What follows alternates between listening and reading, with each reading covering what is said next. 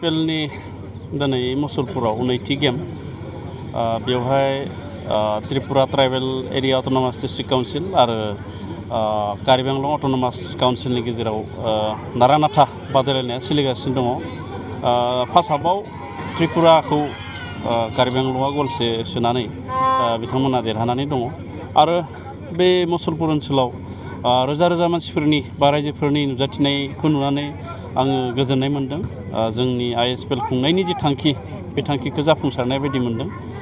खोनादों आरो माखासे मिडिया बा जोंनि सर्सफ्राबो नायदों जे जोंनि जि बरायनाय गेटफोरमोन मुसलपुर ओनसोलाव दुथां सुबुंफ्रा बिसिनानै जोंनि गेमखौ बा जोंनि जि मोनसे मोजां थांखि लानानै होनाय जि गेम बा आइएसपिएल बेखौ एसे मिसलेट खालामनो नाजादों, नाथाय बेखौ हानायखौ आं नुहुराखै, हायाखै। बे जाथाया मोनसे मुगैथावना जाथाय। बिदि मोनसे जोंनि गेजेराव सान्थि परिबेस फैनाय समाव बिदि दुथां सुबुङा बिदि खालामनाया निन्दा होथावो, आं निन्दा होयो। दा बेखायनो जिखिनि रायजो राजा दिनै बेहाय फैबाय थानाय आरो मोननै गेम जाबावगोन नैबे मुसलपुराव, बेयावबो जाहाथे दिनैनि बायदि रोजा रोजा रायजोफ्रा जाहाथे बे गेमखौ नायफैयो आं बेखौ खावलायहरो। सार, जिहेतु आइएसपिएलनि बेवहाय माखासे फिक्सारफोरखौ बा बरायनाय पस्टारफोरखौ जों बिसिनायखौ नुनो मोन्दों। बिनि गेजेरजों मोनसे बाथ्राया एसे रोखा जादों दि माखासे सुबुंफोरा नैबे आइएसपिएल खेला होनायखौ गोजोननाय गैया नामा? बेखौथ' माखासे सुबुङा ओरैबायदि सुबुं दङ जोंनि समाजाव, मोजां खामानि मावनायखौ माब्लाबाबो सापर्ट खालामनो गोसो गैयै बिदि माखासे सुबुं जोंनि गेजेराव दङ, जायफोरखौ पुलिसा खानायबो जाबाय।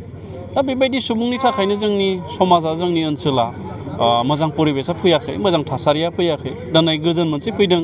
बे गोजोननि समाव गासैखौबो मावनो हायो। जों दिनै गेलेनायल' नङा, हारिमुनि बिथिं, बेपार बानिज्यनि बिथिं, आबादनि बिथिं, गासैखौबो गोजोन थासारिया फैयोब्लासो मावनो हायो। दा बेखायनो जोंनियाव गोजोन थासारिया फैबाय जेब्ला जोङो जोंनि सा सानजा भारताव थानाय जि दथि फारियानि काउन्सिलफोर, बे काउन्सिलफोरखौ लानानै जोङो बे जोलुर गेलेनायखौ होदों।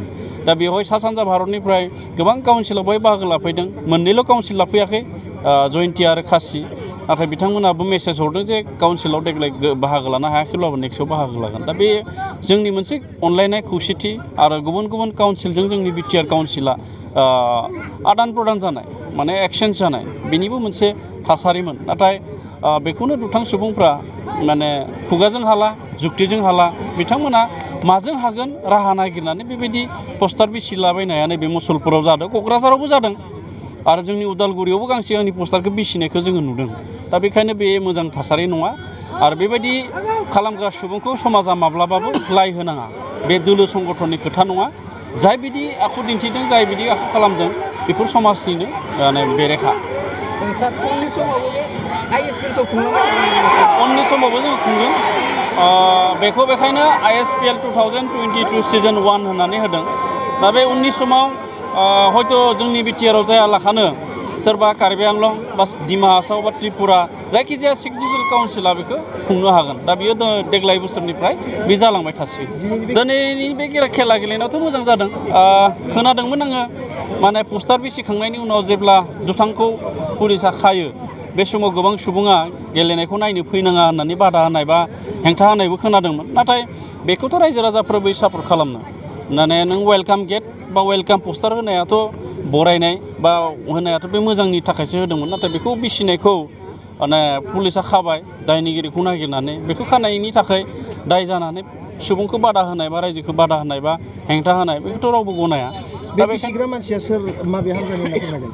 दा हानजा होननानै आङो बुंनो लुबैयाखैब्लाबो खौरांजों खौरां जोङो जोंनि बेरेखा दोलो बिपिएफनिनो दैदेनगिरिफोर दङ बा मावथिफोर दङ होननानै जों खोनादों। दा पुलिसा बिनि सायाव नायबिजिरनायखौ खालामगासिनो दङ।